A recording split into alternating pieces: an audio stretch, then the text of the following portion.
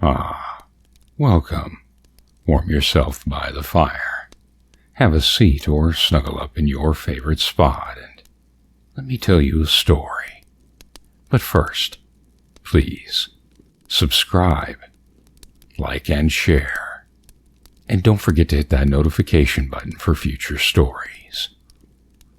And now, Scary Stories to Tell in the Dark by Alvin, Schwartz.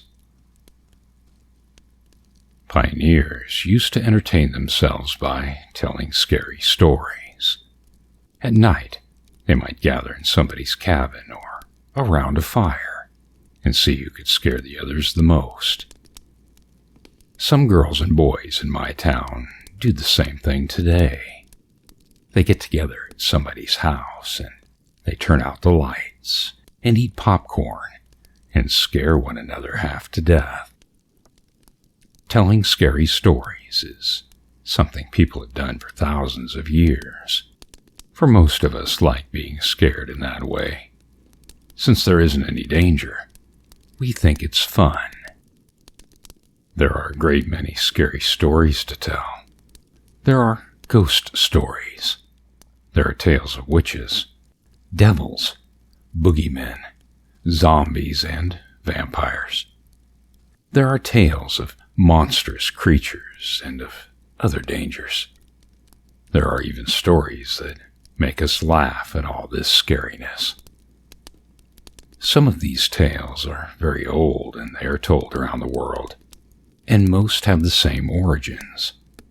They are based on things that people saw or heard or experienced or thought they did.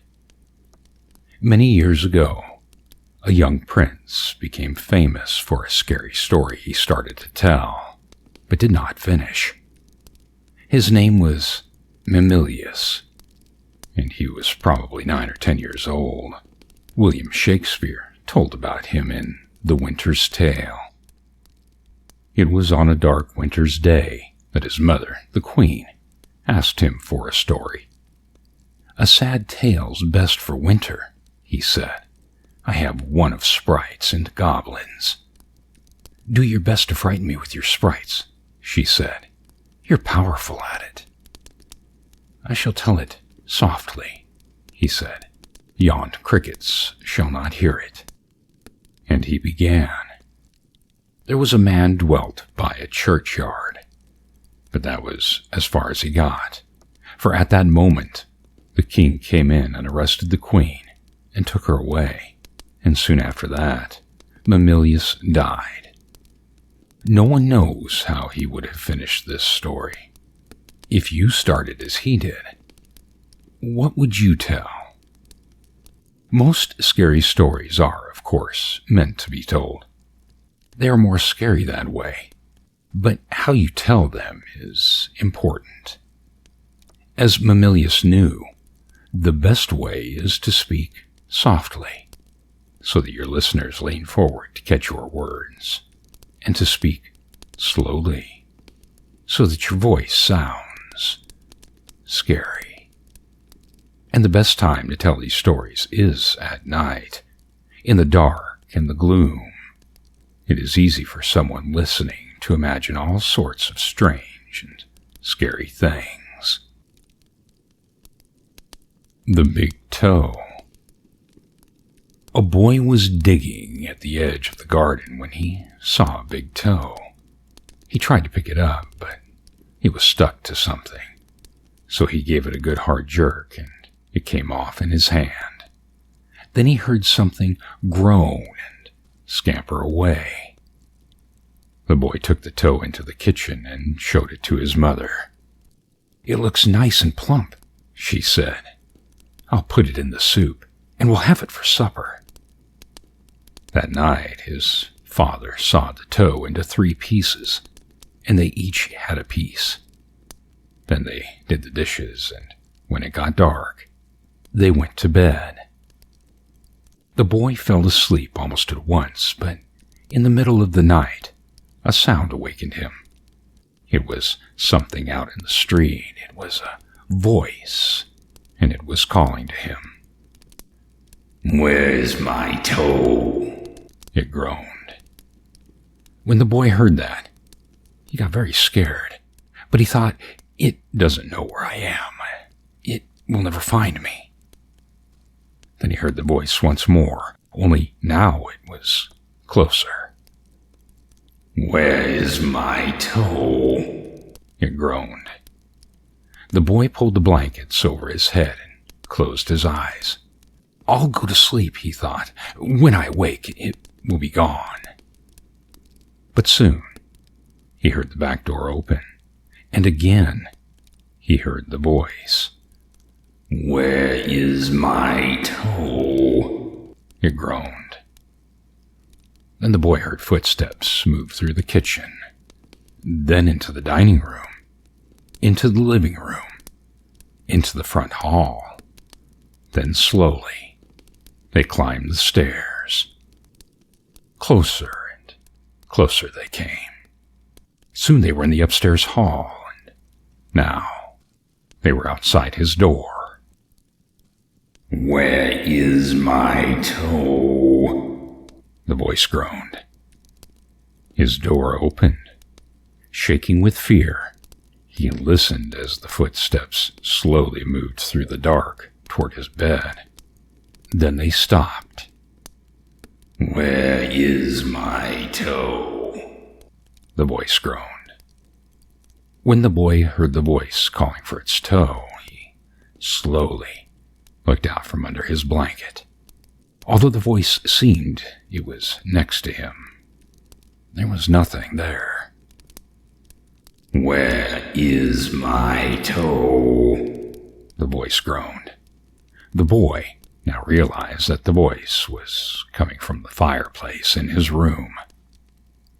Mustering all his courage, the boy got out of bed and slowly made his way to the fireplace. And looking up, he saw a strange-looking creature up inside the chimney. The boy was so frightened he could not move. He just stood there and stared at it.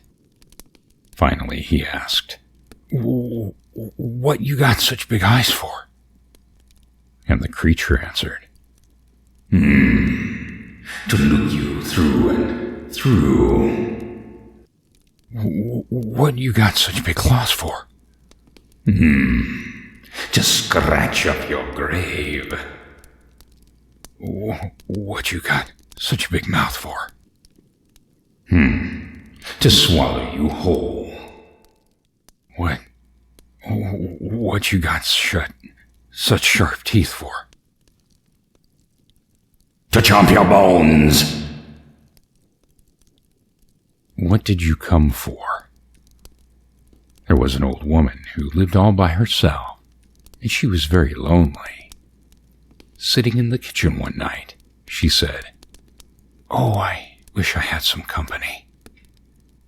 No sooner had she spoken than down the chimney tumbled 2 feet from which the flesh had rotted. The old woman's eyes bulged with terror. Then 2 legs dropped to the hearth and attached themselves to the feet. Then a body tumbled down, then 2 arms and a man's head. As the old woman watched, the parts came together into a great, gangling man. The man danced around and around the room. Faster and faster he went. Then he stopped and looked into her eyes. "What do you come for?" she asked in a small voice that shivered and shook. "What do I come for?" he said. "I come for you." Me tie, Dowdy Walker. There was a haunted house where every night a bloody head fell down the chimney. At least, that's what people said, so nobody would stay there overnight. Then a rich man offered $200 to whoever would stay in it. This boy said he would try if he could have his dog with him, so it was settled. The very next night, the boy went to the house with his dog. To make it more cheerful, He started a fire in the fireplace.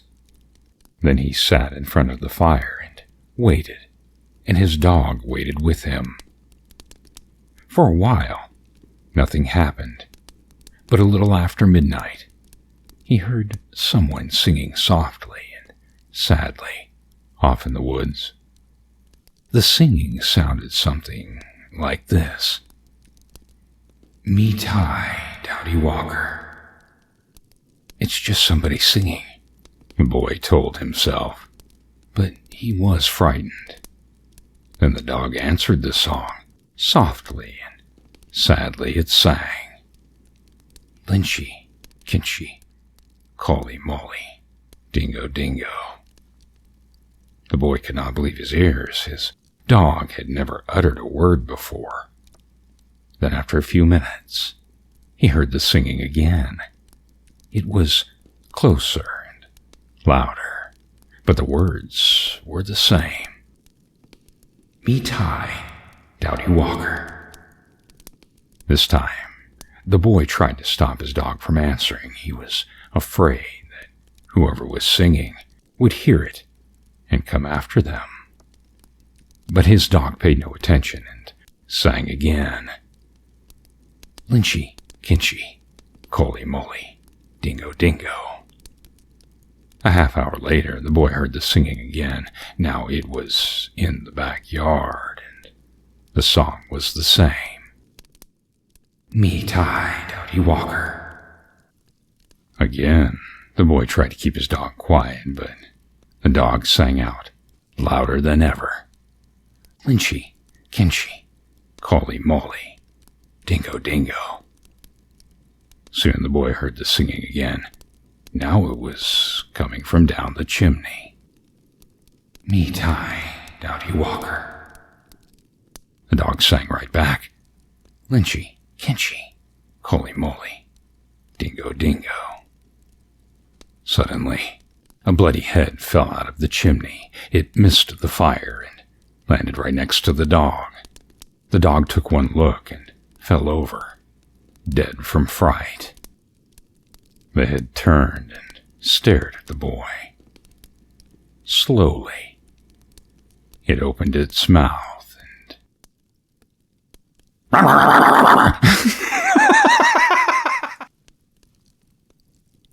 A man who lived in Leeds. Some say this rhyme doesn't mean anything. Others are not so sure. There was a man who lived in Leeds. He riled his garden full of seeds, and when the seeds began to grow, it was like a garden filled with snow.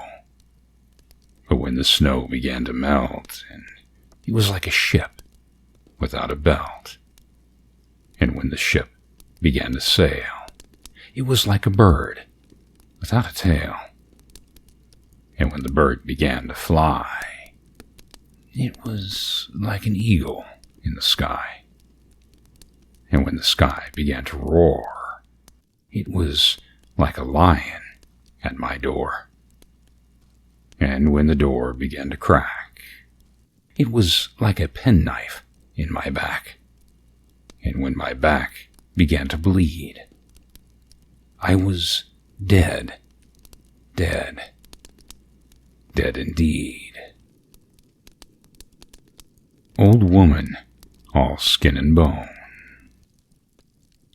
There was an old woman, all skin and bone, who lived near the graveyard, all alone.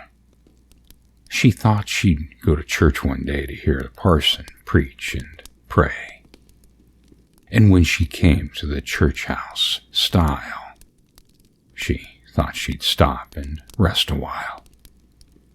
When she came up to the door, she thought she'd stop and rest some more. But when she turned and looked around, she saw a corpse upon the ground. From its nose down to its chin, the worms crawled out and the worms crawled in. The woman to the preacher said, "I shall look like that when I am dead." The preacher to the woman said, you'll look like that when you are dead. The Thing. Ted Martin and Sam Miller were good friends. They spent a lot of time together. On this particular night, they were sitting on a fence near the post office, talking about one thing or another. There was a field of turnips across the road. Suddenly, they saw something crawling out of the field and stand up. It looked like a man, but in the dark it was hard to tell for sure. Then it was gone. But soon it appeared again. It walked halfway across the road, then it turned around and went back into the field. Then it came out a third time and started toward them. By now, Ted and Sam were scared, and they started running. But when they finally stopped, they decided they were being foolish. They weren't sure what had scared them. So, they decided to go back and get a better look. Pretty soon they saw it, for it was coming to meet them. It was wearing black pants, a white shirt, and black suspenders. Sam said, "I'm going to try to touch it, then we'll know if it's real." He walked up to it and peered into its face. It had bright, penetrating eyes sunk deep in its head. It looked like a skeleton. Ted took one look and screamed, and again Sam and he ran, but this time the skeleton followed them. When they got to Ted's house, they stood in the doorway and watched it. It stayed out in the road for a while, then it disappeared. A year later, Ted got sick and died. Toward the end, Sam sat up with him every night. The night Ted died, Sam said he looked just like the skeleton. Cold as clay. A farmer had a daughter for whom he cared for more than anything on earth. She fell in love with a farmhand named Jim, but the farmer did not think Jim was good enough for his daughter. To keep them apart, he sent her to live with her uncle on the other side of the country. Soon after she left, Jim got sick and he wasted away and died. Everyone said he died of a broken heart. The farmer felt so guilty about Jim's death he could not tell his daughter what happened. She continued to think about Jim and the life they may have had together. One night, many weeks later, there was a knock on her uncle's door. When the girl opened the door, Jim was standing there. "Your father asked me to get you," he said. "He came on his best horse." "Is there anything wrong?" Sue asked. "I don't know," he said. She packed a few things and they left. She rode behind him, clinging to his waist. Soon he complained of a headache. "It aches something terrible," he told her. She put her hand on his forehead. "Why, you're as cold as ice," she said. I hope you're not ill." And she wrapped her handkerchief around his head. They traveled so swiftly that in a few hours they reached the farm. They quickly dismounted and knocked on the door. Her father was startled to see her. "Didn't you send for me?" she asked. "No, I didn't," he said. She turned to Jim, but he was gone, and so was the horse. They went to the stable to look for them. The horse was there. It was covered with sweat and trembling with fear, but there was no sign of Jim. Terrified, her father told her the truth about Jim's death. Then quickly, he went to see Jim's parents. They decided to open his grave. The corpse was in there, cool. but around its head, they found the girl's handkerchief. The White Wolf. The timber wolves around French Creek had gotten out of hand. There were so many wolves, the farmers could not stop them from killing their cattle and sheep. So the state put a bounty on them. You would pay a hunter $10 for every wolf pelt he turned in. A butcher in town named Bill Williams thought that was pretty good money. He stopped working as a butcher and started killing wolves. He was good at it. Every year he killed over 500 of them. That came to more than $5,000. It was quite a bit of money back in those days. After 4 or 5 years, Bill had killed so many wolves there were hardly any left in the area. So he retired and he vowed never to harm another wolf because wolves had made him rich. Then one day, a farmer reported that a white wolf had killed 2 of his sheep. He had shot at it and hit it, but the bullets didn't have any effect. Soon the wolf was seen all over the countryside, killing and running, but nobody could stop it. One night it came into Bill's yard and killed his pet cow. Bill forgot about his decision never to harm another wolf. He went into town the next morning and bought a young lamb for bait. He took it out into the hills and tied it to a tree. Then he backed off about 50 yards to another tree with his gun in his hand and sat down under it and waited. When Bill didn't come back, his friends started looking for him. Finally, they found the lamb. It was still tied to a tree. It was hungry, but it was alive. Then they found Bill. He was still sitting against the other tree, but he was dead. His throat had been torn open. But there was no sign of a struggle. He had his gun right there, and there were no tracks in the soil around him. As for the white wolf, he was never seen again. The Haunted House. One time, a preacher went to see if he could put a haunt to rest at a house in his settlement. The house had been haunted for about 10 years. Several people had tried to stay there all night, but they always would get scared out by the haunt. So this preacher took his Bible and went to the house and went on in, built himself a good fire, and lit a lamp. He sat there reading the Bible. Then just before midnight, he heard something start up in the cellar, walking back and forth and back and forth. Then it sounded like somebody was trying to scream and got choked off. Then there was a lot of thrashing around and struggling, and finally, everything got quiet. The old preacher took up his Bible again, but before he could start reading, he heard footsteps coming up the cellar stairs.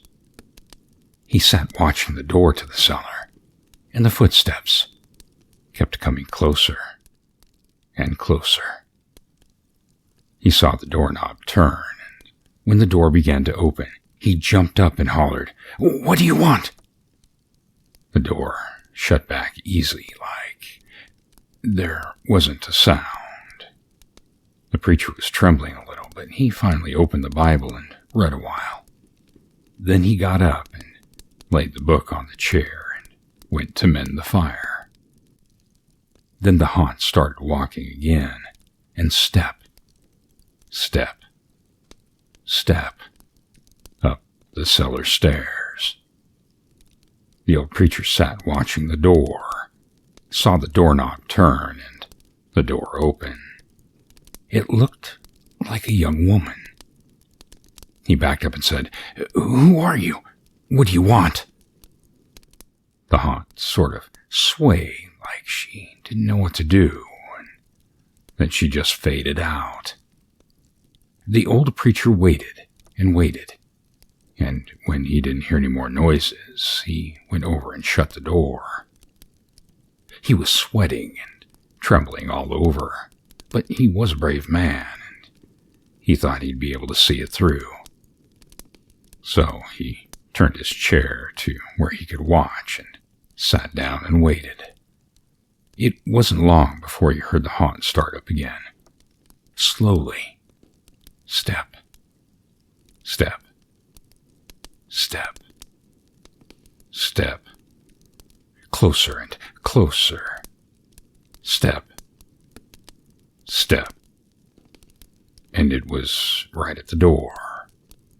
The preacher stood up and held the Bible out in front of him. And the knob slowly turned, and the door opened wide. This time, the preacher spoke quiet-like. He said, "In the name of the Father, the Son, and the Holy Ghost, who are you, and what do you want?"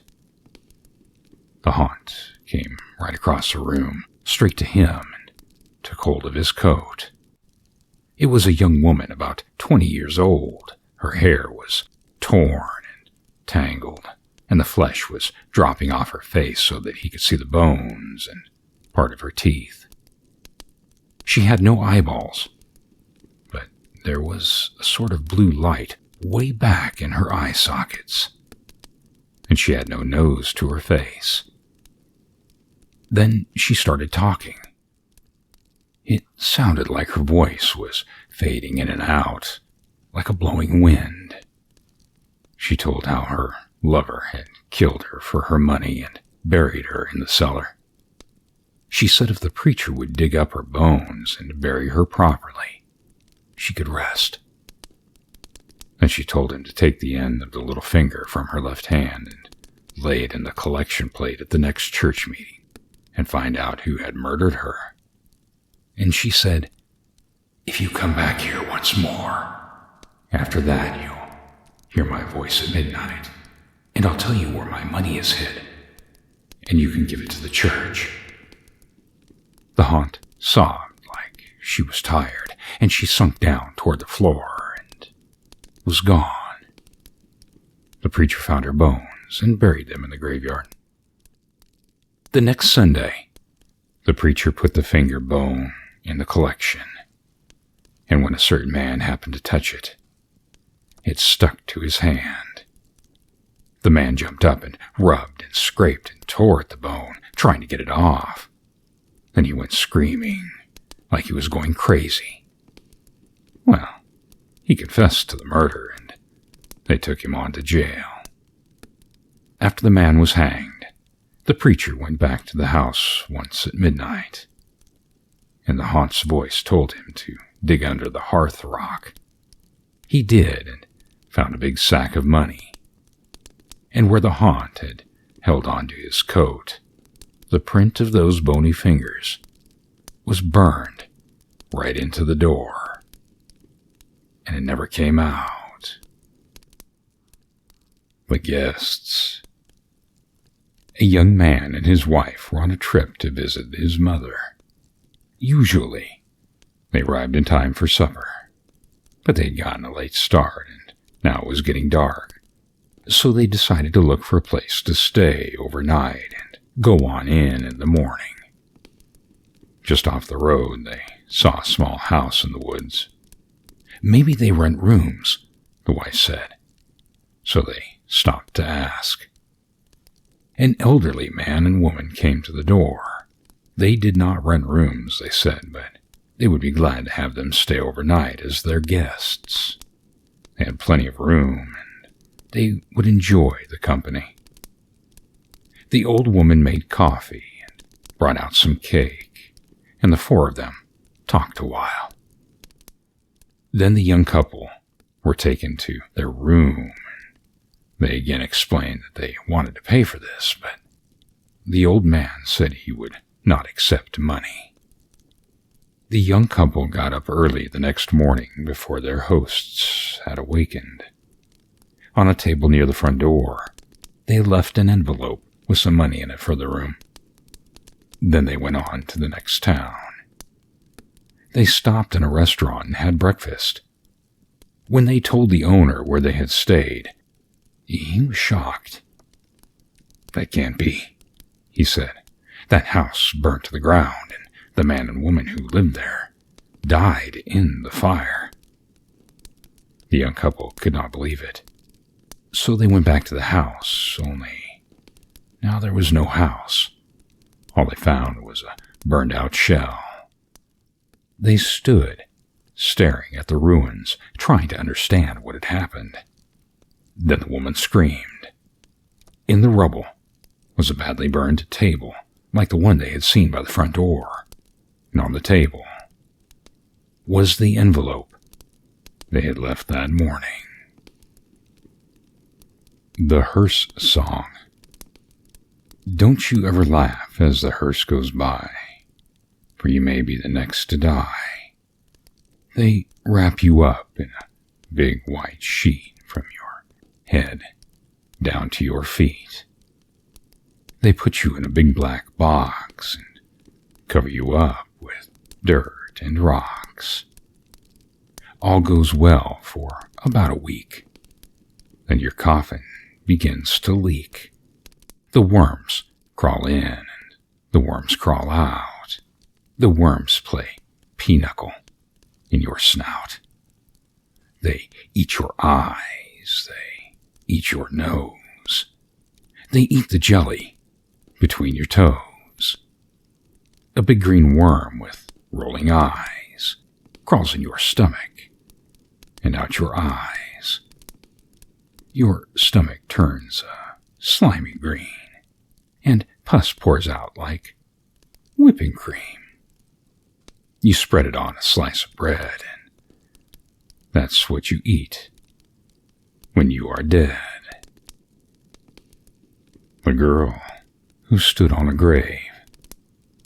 Some boys and girls were at a party one night. There was a graveyard down the street, and they were talking about how scary it was.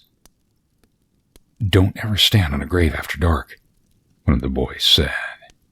"The person inside will grab you and he'll pull you under." "That's not true," one of the girls said. "It's just a superstition." "I'll give you $1 if you stand on a grave," said the boy. "A grave doesn't scare me," said the girl. "I'll do it right now." The boy handed her his knife. "Stick the knife in one of the graves," he said. "Then we'll know you were there." The graveyard was filled with shadows, and it was as quiet as death. "There's nothing to be scared of," the girl told herself, but she was scared anyway. She picked out a grave and stood on it. Then quickly, she bent over and plunged the knife into the soil. And then she started to leave. But she couldn't get away. Something was holding her back. She tried a second time to leave, but she could not move. She was filled with terror.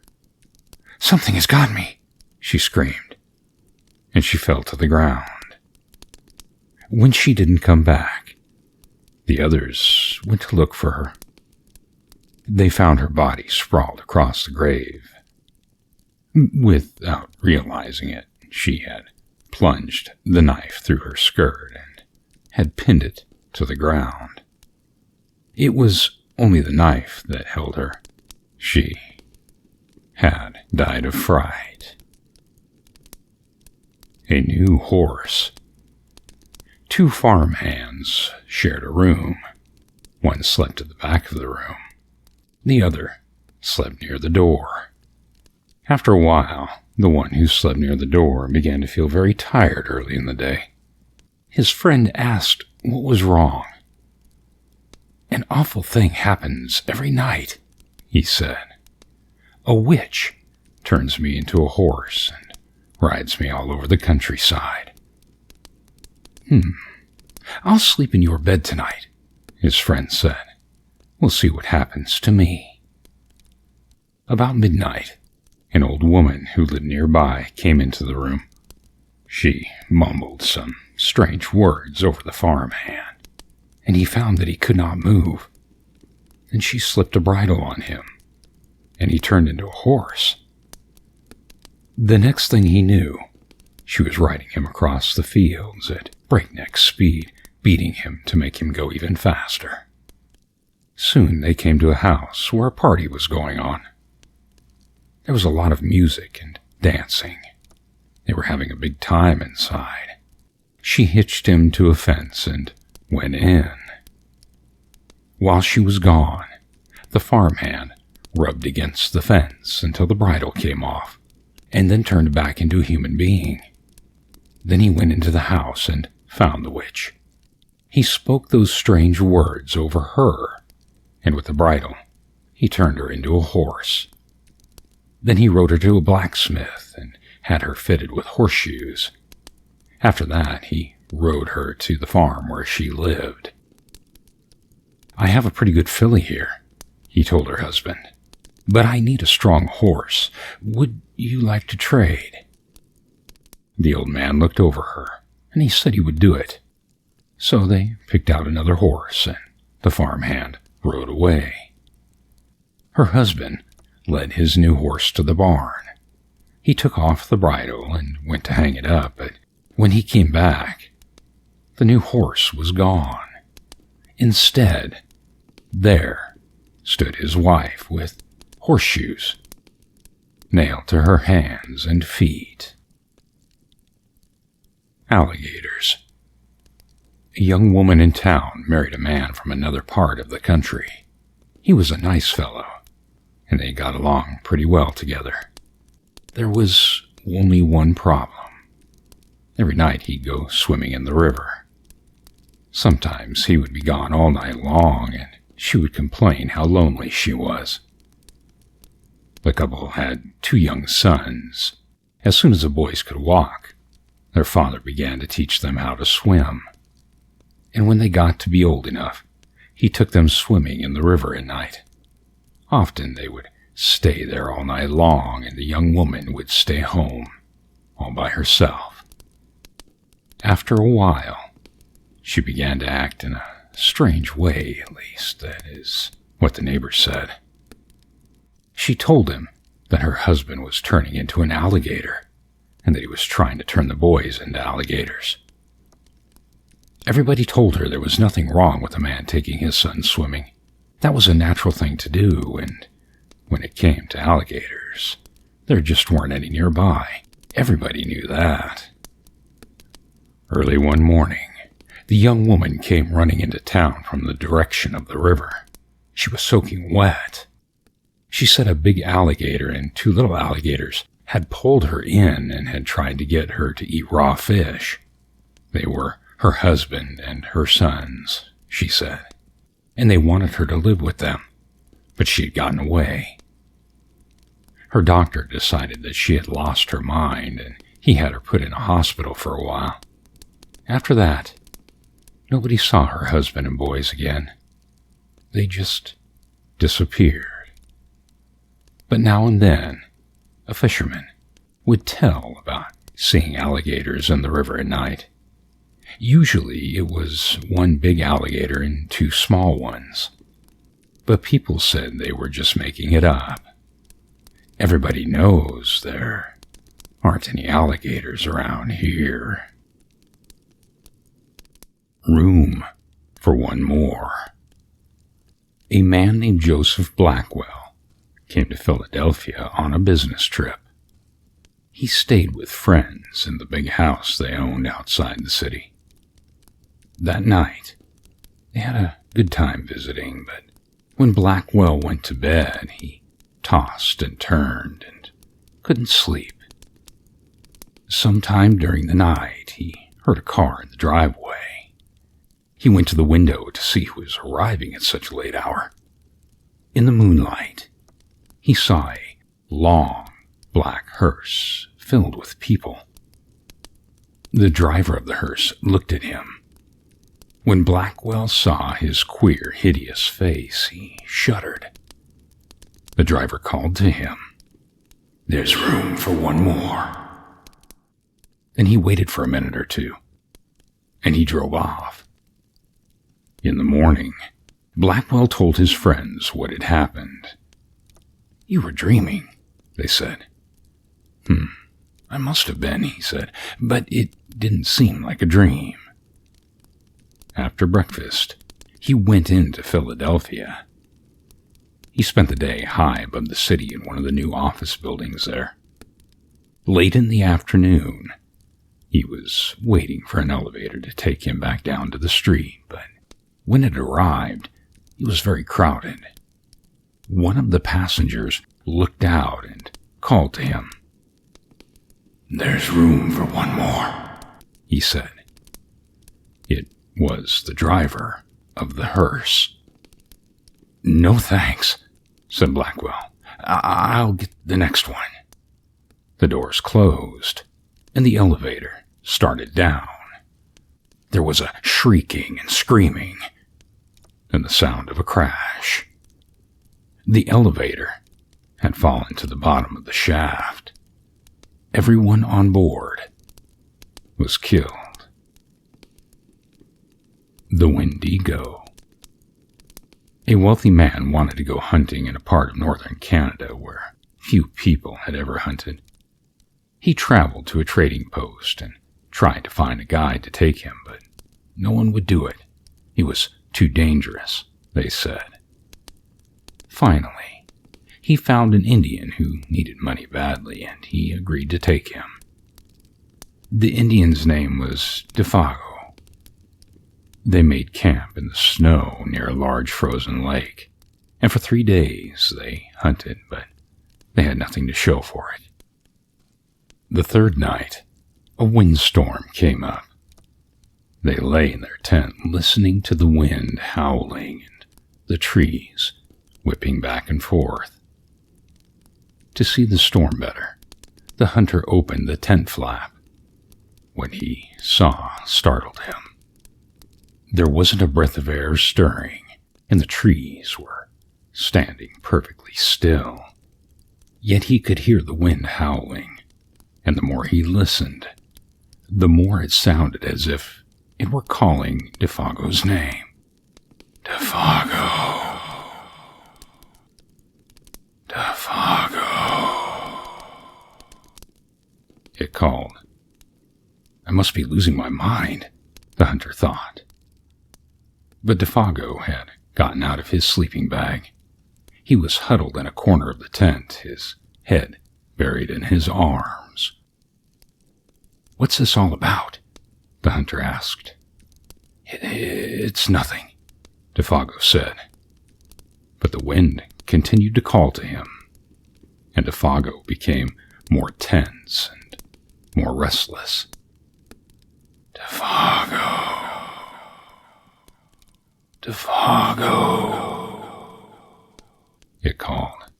Suddenly he jumped to his feet and he began to run from the tent. But the hunter grabbed him and wrestled him to the ground. You can't leave me out here, the hunter shouted. Then the wind called again, and Defago broke loose and ran into the darkness. The hunter could hear him screaming as he went. Again and again he cried, Oh, my fiery feet, my burning feet of fire.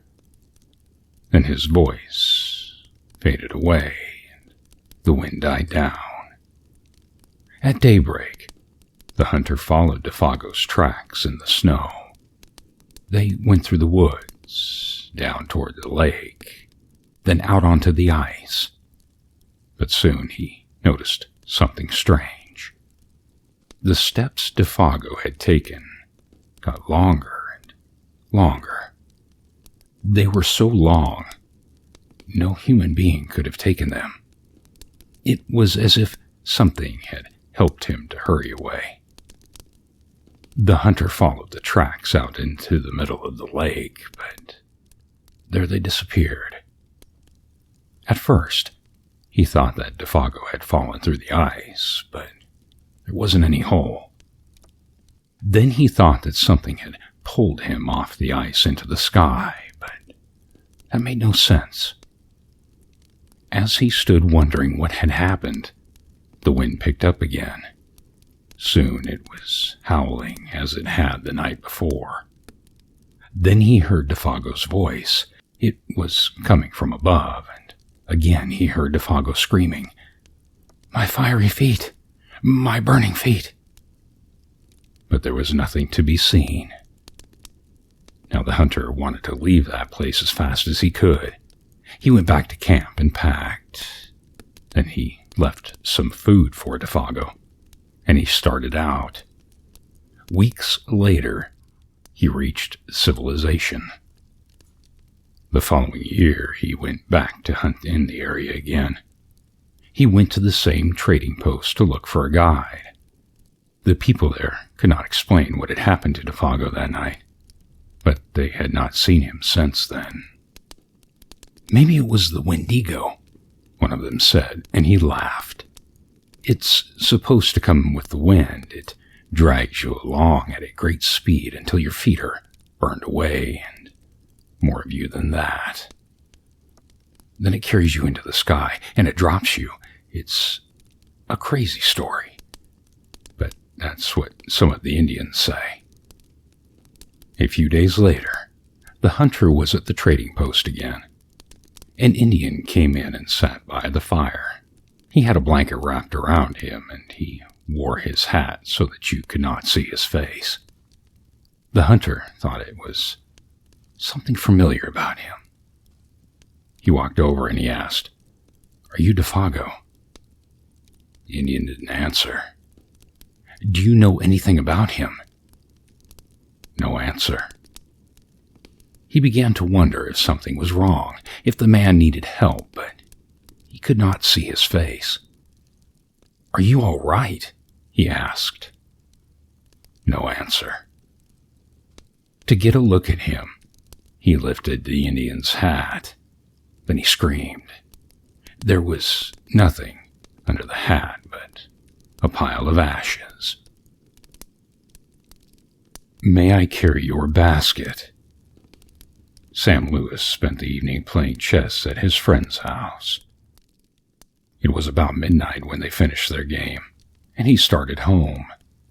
Outside it was icy cold and as quiet as the grave. As he came around a turn in the road, he was surprised to see a woman walking ahead of him. She was carrying a basket, covered with a white cloth. When he caught up to her, he looked to see who it was, but she was so bundled up against the cold, it was hard to see her face. "Good evening," Sam said. "What brings you out so late?" But she did not answer. Then he said, "May I carry your basket?" She handed it to him. From under the cloth, a small voice said, "That's very nice of you." And that was followed by wild laughter. Sam was so startled that he dropped the basket and out rolled a woman's head. He looked at the head and stared at the woman. "It's her head," he cried, and he started to run, and the woman and her head began to chase him. Soon the head caught up with him. It bounded into the air and sunk its teeth into his left leg. Sam screamed with pain and ran faster. But the woman and her head stayed right behind him. Soon the head leaped into the air again and bit into his other leg. And then they were gone. The Hook. Donald and Sarah went to the movies. They then went for a ride in Donald's car. They parked up on the hill at the edge of town. From there they could see the lights up and down the valley. Donald turned on the radio and found some music. But an announcer broke in with a news bulletin. A murderer had escaped from the state prison. He was armed with a knife and was headed south on foot. His left hand was missing, and in its place, he wore a hook. "Let's roll up the windows and lock the doors," said Sarah. "That's a good idea," said Donald. "That prison isn't too far away," said Sarah. "Maybe we really should go home." "But it's only 10 o'clock, said Donald. "I don't care what time it is," she said. I want to go home." "Look, Sarah," said Donald, "he's not going to climb all the way up here. Why would he do that? Even if he did, all the doors are locked. How could he get in?" "Donald, he could take that hook and break through a window and open a door," she said. "I'm scared. I want to go home." Donald was annoyed. "Girls are always afraid of something," he said. As he started the car, Sarah thought she heard someone or something scratching at her door. "Did you hear that?" she asked as they roared away. "It sounded like somebody was trying to get in." "No, sure," said Donald. Soon they got to her house. "Would you like to come in and have some cocoa?" she asked. "No," he said. "I've got to go home." He went around to the other side of the car to let her out. Hanging on the door handle was a hook.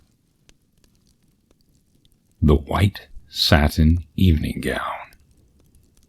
A young man invited a young woman to a formal dance, but she was very poor, and she could not afford to buy the evening gown she needed for the occasion. "Maybe you can rent a dress," her mother said. So she went to a pawn shop not far from where she lived. There she found a white satin evening gown in her size. She looked lovely in it, and she was able to rent it for very little. When she arrived at the dance with her friend, she was so attractive that everyone wanted to meet her. She danced again and again and was having a wonderful time. But then she began to feel dizzy and faint, and she asked her friend to take her home. "I think I've danced too much," she told him. When she got home, she lay down on her bed. The next morning, her mother found that her daughter had died. The doctor did not understand what had caused her death, so he had the coroner perform an autopsy. The coroner found that she had been poisoned by embalming fluid. It had stopped her blood from flowing. There were traces of the fluid on her dress. He decided it had entered her skin when she perspired while she was dancing. The pawnbroker said he had bought the dress from an undertaker's helper. It had been used in a funeral for another young woman, and the helper had stolen it just before she was buried. High beams. The girl driving the old blue sedan was a senior at high school. She lived on a farm about 8 miles away and used the car to drive back and forth. She had driven into town that night to see a basketball game. Now she was on her way home. As she pulled away from the school, she noticed a red pickup truck follow her out of the parking lot. A few minutes later, the truck was still behind her. "I guess we're going in the same direction," she thought. She began to watch the truck in her mirror. When she changed her speed, the truck changed its speed. When she passed a car, so did he. Then he turned on his high beams, flooding her car with light. He left them on for almost a minute. "He probably wants to pass me," she thought. But she was becoming uneasy. Usually, she drove home over a back road. Not too many people went that way. But when she turned onto the road, so did the truck. "I've got to get away from him," she thought, and she began to drive faster. Then he turned on his high beams again. After a minute, he turned them off. Then he turned them on again and off again. She drove even faster, but the truck driver stayed right behind her. Then he turned his high beams on again. Once more, her car was ablaze with light. "What is he doing?" she wondered. "What does he want?" Then he turned them off again, but a minute later he had them on again, and he left them on. At last, She pulled into her driveway, and the truck pulled in right behind her. She jumped from the car and ran to the house. "Call the police," she screamed to her father. Out in the driveway, she could see the driver of the truck. He had a gun in his hand. When the police arrived, they started to arrest him, but he pointed to the girl's car. You don't want me," he said. "You want him." Crouched behind the driver's seat, there was a man with a knife. As the driver of the truck explained it, the man slipped into the girl's car just before she left the school. He saw it happen, but there was no way he could stop it. He thought about getting the police, but he was afraid to leave her, so he followed her car. Each time the man in the back seat reached up to overpower her, the driver of the truck turned on his high beams. Then the man dropped down, afraid that someone might see him. The babysitter. It was 9 o'clock in the evening. Everyone was sitting on the couch in front of the TV. There were Richard, Brian, Jenny, and Doreen, the babysitter. The telephone rang. "Maybe it's your mother," said Doreen. She picked up the phone. Before she could say a word, a man laughed hysterically and hung up. "Who was it?" asked Richard. "Some nut," said Doreen. "What did I miss?" At 9:30, the telephone rang again. Doreen answered it. It was the man who had called before. "I'll be there soon," he said, and he laughed and hung up. "Who was it?" the children asked. "Some crazy person," she said. About 10 o'clock, the telephone rang again. Jenny got to it first. "Hello," she said. It was the same man. "1 hour more," he said, and he laughed and hung up. "He said 1 hour more. What did he mean?" asked Jenny. "Don't worry," said Doreen. "It's somebody fooling around." "I'm scared," said Jenny. About 10:30, the telephone rang once more. Then Doreen picked it up and the man said, "Pretty soon now." And he laughed. "Why are you doing this?" Doreen screamed, and he hung up. "Was it that guy again?" asked Brian. "Yes," said Doreen. "I'm going to call the operator and complain." The operator told her to call back if it happened again, and she would try to trace the call. At 11 o'clock, the telephone rang again. Doreen answered it. "Very soon now," the man said, and he laughed and hung up. Doreen called the operator. Almost at once, she called back. "That person is calling from a telephone upstairs," she said. "You'd better leave. I'll get the police." Just then, a door upstairs opened. A man they had never seen before started down the stairs and towards them. As they ran from the house, he was smiling in a very strange way. A few minutes later, the police found him there and arrested him. The Viper. A widow lived alone on the top floor of an apartment house. One morning, her telephone rang. "Hello," she said. "This is the Viper. I'm coming up," a man said. Somebody's fooling around, she thought, and hung up. A half hour later, the telephone rang again. It was the same man. "It's the Viper. I'll be up soon," he said. The widow didn't know what to think. She was getting frightened. Once more, the telephone rang, and again, it was the Viper. "I'm coming up now," he said. She quickly called the police. They said they would be right over. When the doorbell rang, she sighed with relief. "They are here," she thought. But when she opened the door, there stood a little old man with a bucket and a cloth. I am the Viper, he said. I wish to wash and wipe the windows.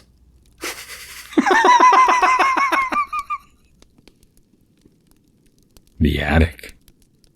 A man named Rupert lived with his dog in a house deep in the woods. Rupert was a hunter and a trapper. The dog was a big German shepherd named Sam. Rupert had raised Sam from a pup. Almost every morning, Rupert went hunting and Sam stayed behind and guarded the house. One morning, as Rupert was checking his traps, he got the feeling that something was wrong at home. He hurried back as fast as he could, but when he got there, he found Sam was missing.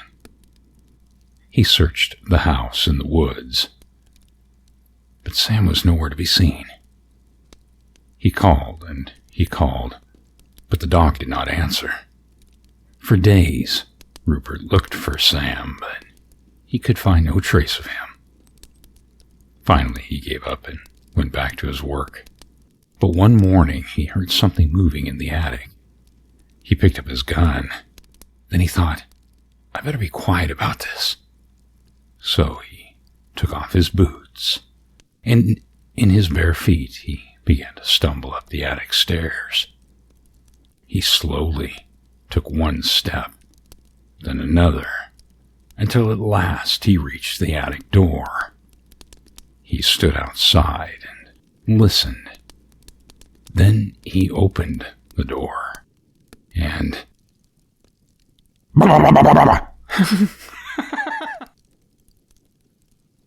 Aaron Kelly's bones. Aaron Kelly was dead.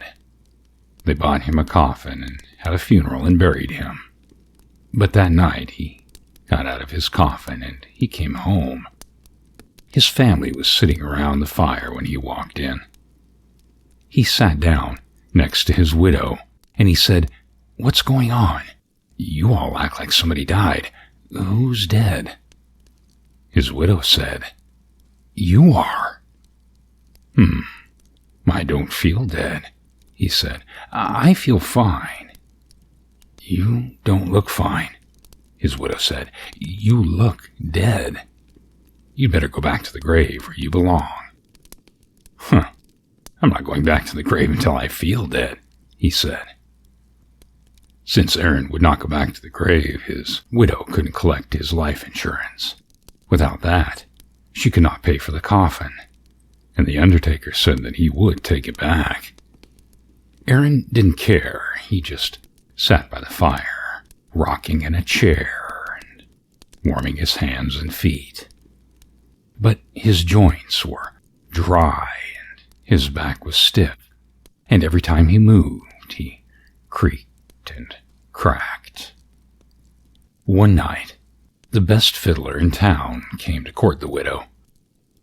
Since Aaron was dead, the fiddler wanted to marry her. The two of them sat on one side of the fire, and Aaron sat on the other, creaking and cracking. How long do we have to put up with this dead corpse? The widow asked. Something must be done, the fiddler said. This isn't very jolly, Aaron said. Let's dance. The fiddler got out his fiddle and began to play. Aaron stretched himself, shook himself, got up, took a step or two, and began to dance. With his old bones rattling, and his yellow teeth snapping, and his bald head wagging, and his arms flip-flopping around and around he went. With his long legs clicking and his knee bones knocking, he skipped and pranced around the room. How the dead man danced!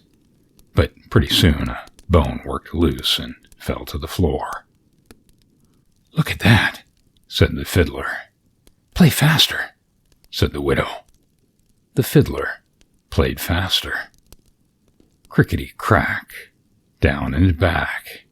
The dead man went hopping, and his dry bones kept dropping this way and that way. The pieces just kept popping. Play, man, play. Play!" cried the widow. The fiddler fiddled and dead Aaron danced.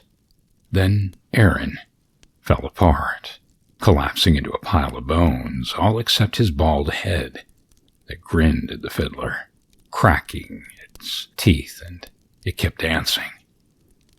"Look at that," groaned the fiddler. "Play louder," cried the widow. "Ho ho ho," said the head bone. "Ain't we having fun?" The fiddler couldn't stand it. "Widow," he said, "I'm going home." And he never came back. The family gathered up Aaron's bones and put them back in the coffin. They mixed them up so he couldn't fit them together. After that, Aaron stayed in his grave. But his widow never did get to marry again, and Aaron had seen to that. Wait till Martin comes. An old man was out for a walk when a storm came up, and he looked for a place to take shelter. Soon, he came to an old house. He ran up onto the porch and knocked on the door, but nobody answered. By now, rain was pouring down, thunder was booming, and lightning was flashing. So he tried the door. When he found it was unlocked, he went inside. Except for a pile of wooden boxes, the house was empty. He broke up some of the boxes and made a fire with them. He then sat down in front of the fire and dried himself. It was so warm and cozy that he fell asleep. When he woke up, a black cat was sitting near the fire. It stared at him for a while, then it purred. "That's a nice cat," he thought, and he dozed off again. When he opened his eyes, there was a second cat in the room, but this one was as big as a wolf. It looked at him very closely, and it asked, "Shall we do it now?" "No," said the other cat. "Let's wait till Martin comes." I must be dreaming, thought the old man. He closed his eyes again. Then he took another look, but now there was a third cat in the room. And this one was as big as a tiger. It looked the old man over and asked, "Shall we do it now?" "No," said the others. "Let's wait till Martin comes." The old man jumped up and jumped out the window and started running. "When Martin comes, you tell him I couldn't wait," he yelled back. The Ghost with the Bloody Fingers. A businessman arrived at a hotel late one night and asked for a room. The room clerk told him the hotel was all filled up. There was only one empty room, he said, but we don't rent that out because it's haunted. "I'll take it," said the businessman. "I don't believe in ghosts." The man went up to the room. He unpacked his things and he went to bed. As soon as he did, a ghost came out of the closet. Its fingers were bleeding and it was moaning. "Bloody finger, bloody finger." When the man saw the ghost, he grabbed his things and ran. The next night, a woman arrived very late. Again, all the rooms were taken except the haunted room. "I'll sleep there," she said. "I'm not afraid of ghosts." As soon as she got into bed, the ghost came out of the closet. Its fingers were still bleeding. It was still moaning. "Bloody finger, bloody finger." And the woman took one look and ran. A week later, another guest arrived, very late. He also took the haunted room. After he unpacked, he got out his guitar and he began to play. Soon, the ghost appeared, and as before, its fingers were bleeding and it was moaning. Bloody finger. Bloody finger. The man paid no attention. He just kept strumming his guitar, but the ghost kept moaning and its fingers kept bleeding. Finally, the guitar player looked up and said, "Cool it, man. Get yourself a Band-Aid."